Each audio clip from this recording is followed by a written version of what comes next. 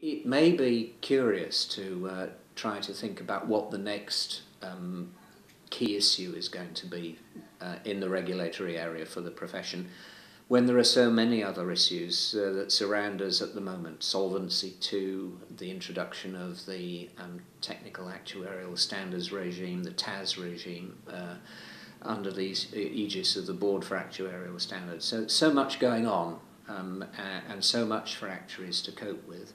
That one might be forgiven for thinking it's curious to think about, well, where should we be going next?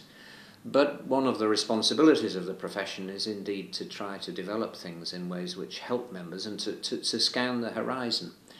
And I believe that one of the key things we're going to have to look at in the coming period is how regulation can work not only directly in relation to members, but with and through the firms that employ them.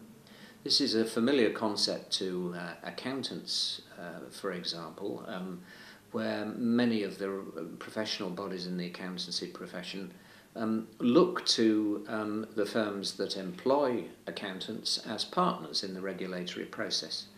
And I believe that we've got to build that approach too within the actuarial profession. That the firms that employ actuaries are in fact key in setting the environment in which actuaries work.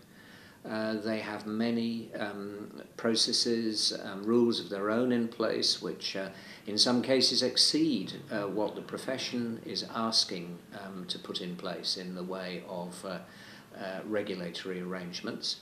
And so the thing is to take them on board and into our confidence, with, I believe, the prospect of real positive spin-offs, both for individual actuaries, e.g. In the area of CPD, recording and so on, but also for the firms themselves. So it's a win-win, I think, if we can get things in that area right. And the committee I chair is going to pursue that programme in the coming period as part of the profession's overall aim of improving the relationship with the employers of actuaries. We want to be, for actuaries themselves, but also for those who employ actuaries, a first-class professional regulator.